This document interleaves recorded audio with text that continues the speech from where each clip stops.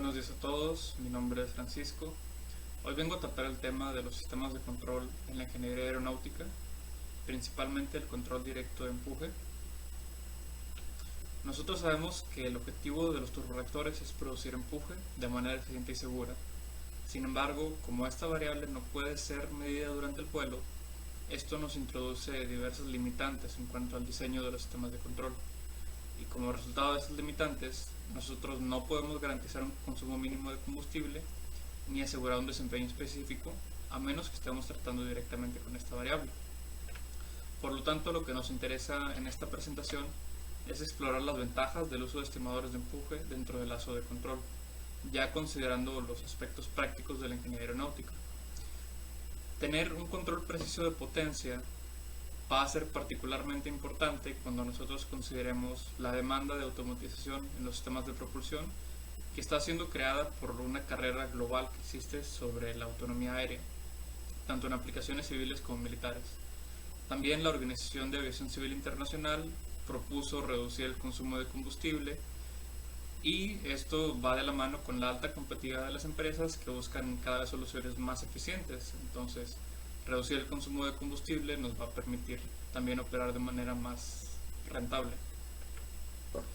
Cuando pensamos en la carrera por la autonomía aérea, nosotros vamos a ver que hay diversas empresas que están compitiendo por ganar o tener el primer prototipo totalmente autónomo. Sin embargo, aún hay un par de obstáculos que poder conllevar.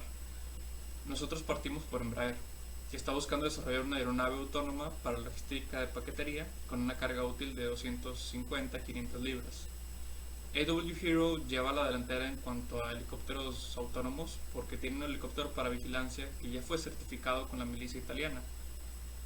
El Sukhoi S-70 de Rusia está siendo desarrollado, es un caza para combate aire-aire, el cual están buscando que tenga capacidades de operar de manera autónoma.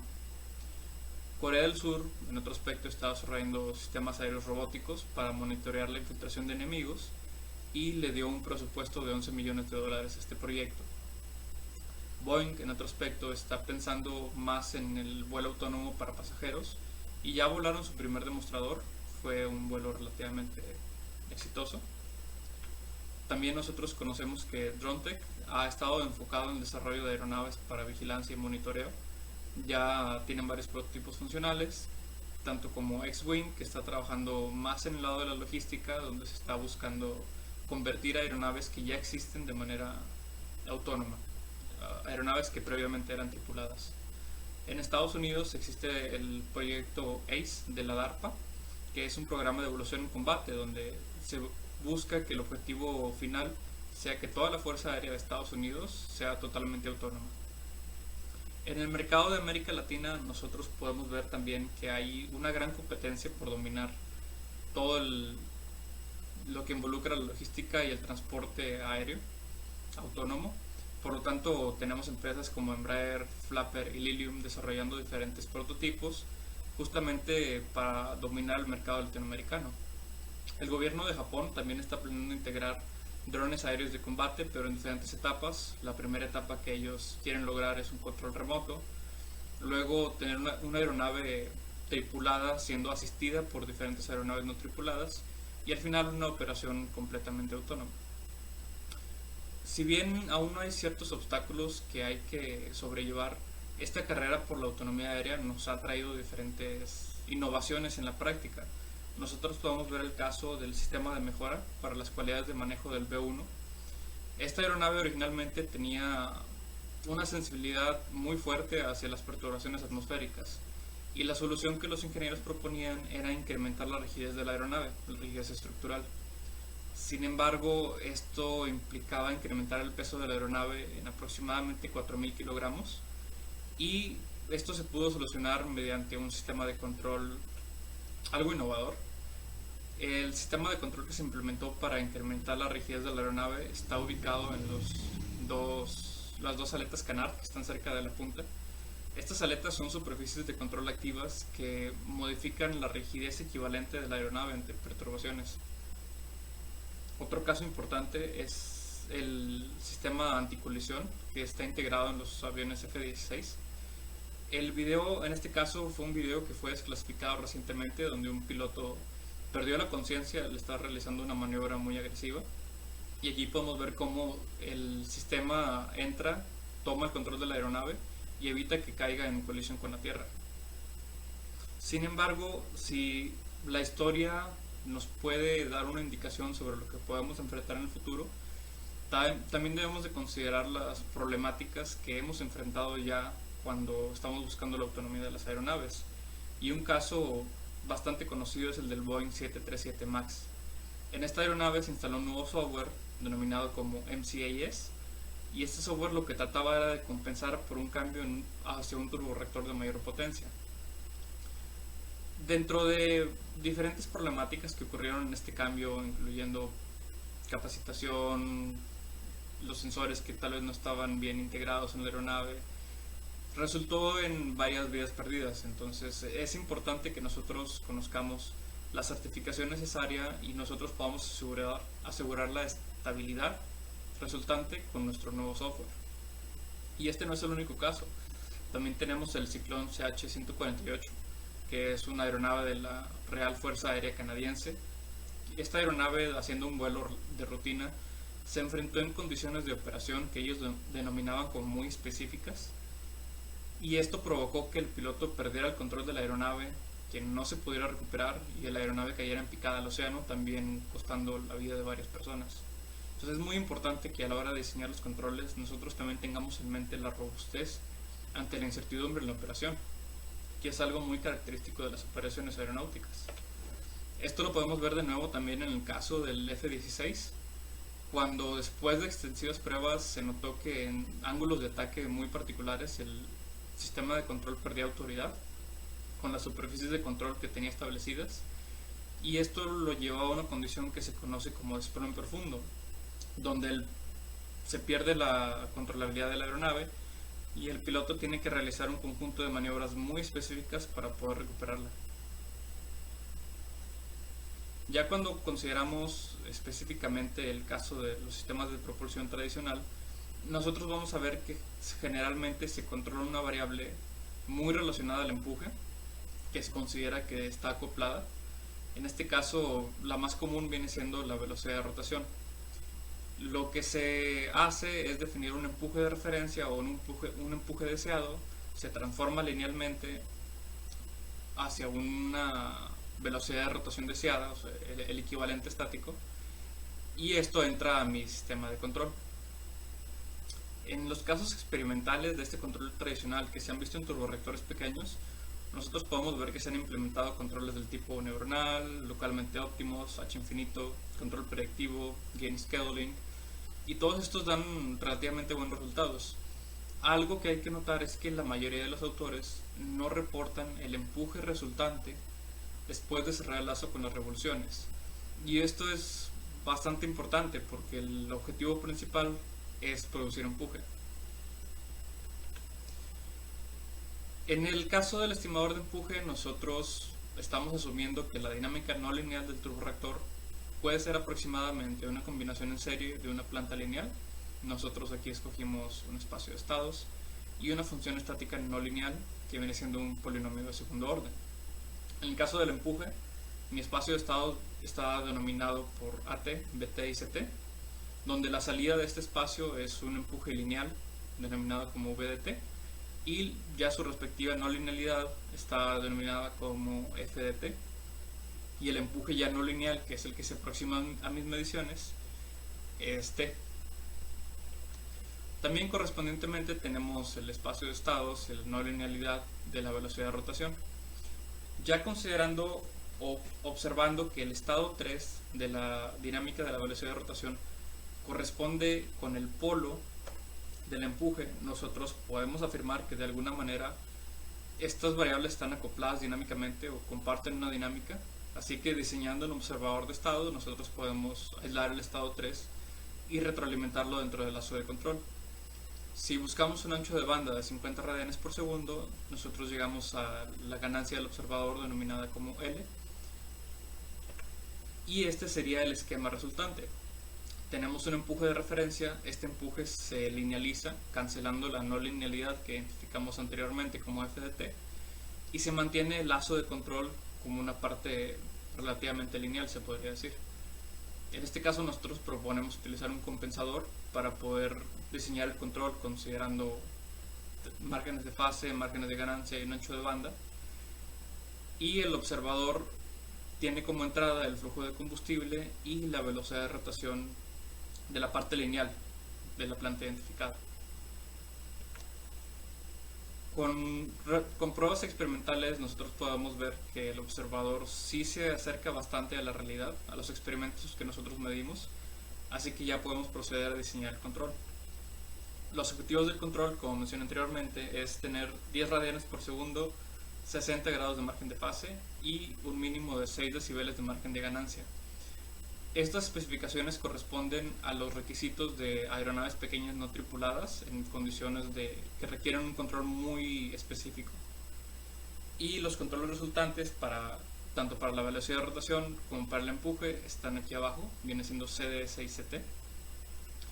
Podemos ver aquí que el control de la velocidad de rotación es bastante agresivo porque hay que compensar una mayor cantidad de fase para poder controlar a 10 radianes por segundo de ancho de banda, mientras que el de empuje es un control un poco menos agresivo. Esto lo podemos ver ya más adelante. Aquí simplemente voy a recalcar cómo va a estar la comparativa entre el control de propulsión indirecto y el control directo. Para el control indirecto nosotros cerramos el lazo con la velocidad de rotación, implementando el control CDS. Para el control directo nosotros implementamos el control CDT, cerrando el lazo con el observador y retroalimentando la dinámica del empuje. Ya viendo la respuesta en frecuencia del sistema resultante con cada control, podemos ver que efectivamente había que compensar casi 270 grados de fase para poder reubicar el ancho de banda de la planta de la velocidad de rotación a 10 radianes por segundo, mientras que cuando se consideraba la planta del empuje, nosotros teníamos que compensar una fase un poco menos, una menor cantidad de fase. Ya analizando la sensibilidad y la sensibilidad complementaria, nosotros podemos esperar que el lazo cerrado del control de empuje tenga un mejor rechazo a perturbaciones, sin embargo que tenga un rechazo al ruido un poquito menos agresivo. Ya veremos las consecuencias de esto. Antes de eso, también hay que comparar los controles que nosotros estamos proponiendo con aquellos ya establecidos en la literatura, particularmente para el caso del control directo. Nosotros proponemos el uso de un compensador con un observador. Esta combinación es certificable porque las autoridades aeronáuticas nos piden a nosotros poder dar específicamente el ancho de banda, el margen de ganancia y el margen de fase. La ventaja o la característica de esto es que nosotros podemos dar este objetivo de certificación como especificaciones para el diseño del control. Anteriormente ya habíamos propuesto un control cuadrático lineal integral. También es certificable y vimos que si lo comparamos contra un PI tradicional podemos ahorrar hasta un 2% de combustible. Sin embargo, también existen otro tipo de esquemas de control directo, como aquellos basados en control predictivo. Sin embargo, en este caso no es certificable, depende mucho de la función de optimización y del algoritmo de optimización, pero como ventaja es que incluía los limitantes de seguridad operacional. Es decir, dentro de mi lazo de control yo puedo indicar que la temperatura de combustión no exceda de tanto umbral, la presión de la cámara de combustión o de la salida del compresor no exceda de tantos valores. Entonces esto nos va a apoyar en el aspecto de seguridad operacional. En cambio, en 2020 desarrolló un control basado en optimización de partículas combinado con un control predictivo. Tampoco es certificable, pero una ventaja o algo bastante sobresaliente es que podía balancear con diferentes pesos las limitantes de seguridad. Es decir, ¿qué es más importante para mí? Que no se desplome el compresor o que mantener mi temperatura de combustión dentro de tal umbral. Tal vez en ciertas condiciones una es más crítica que la otra y esta posibilidad de balancear con pesos es bastante sobresaliente. Zeng, en otro aspecto, desarrolló un control predictivo en combinación con una red neuronal profunda tampoco es certificable, pero la característica es que mantiene la precisión del control aún en condiciones de degradación del motor, lo cual también es bastante sobresaliente. Ya viendo nosotros la respuesta en tiempo de las plantas controladas, en este caso es la planta controlada con el control de velocidad de rotación.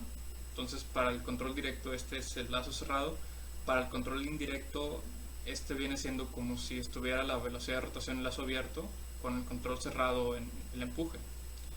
Aquí podemos ver que realmente la respuesta de ambos sistemas es muy parecida. La del control directo reacciona un poquito más lento al inicio, pero no hay una diferencia muy grande. Sin embargo, la diferencia está en la dinámica del empuje. Como la velocidad de rotación tiene una respuesta más agresiva, tiene un control más agresivo, y el empuje se está dejando en un lazo abierto, tenemos este sobretiro al inicio que tiene dos ventajas. Puede inducir un desplome en el compresor al realizar movimientos tan abruptos, y es combustible desperdiciado porque no me está aportando nada para la referencia que yo necesito.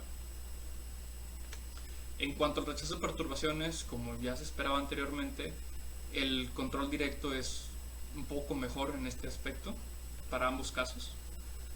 Sin embargo, algo muy importante ya cuando se considera la práctica de la ingeniería aeronáutica es que el lazo de control del turborreactor no es un lazo independiente, es parte de un control mayor que maneja toda la dinámica de vuelo. Y la dinámica de vuelo también es dependiente de mediciones de velocidad de viento, mediciones de orientación, y estas mediciones característicamente tienen un nivel de ruido muy alto. Las mediciones de viento tienen un nivel de ruido alto por la incertidumbre, y las mediciones de orientación están afectadas por el ruido de los aerómetros, acelerómetros y las vibraciones estructurales de la aeronave. Entonces, ya viendo la literatura, que un ejemplo son las referencias 26 y 27, nosotros vemos que la referencia de empuje, o el empuje que nuestro control está dictando que nuestra planta propulsora debe de generar, tiende a tener ruido también, debido a la naturaleza de las mediciones. Entonces, un caso particular muy importante para esta aplicación es considerar cómo se va a comportar el lazo de control cuando la referencia que nosotros le estamos dando tiene ruido. Es algo poco convencional, pero muy importante para esta práctica.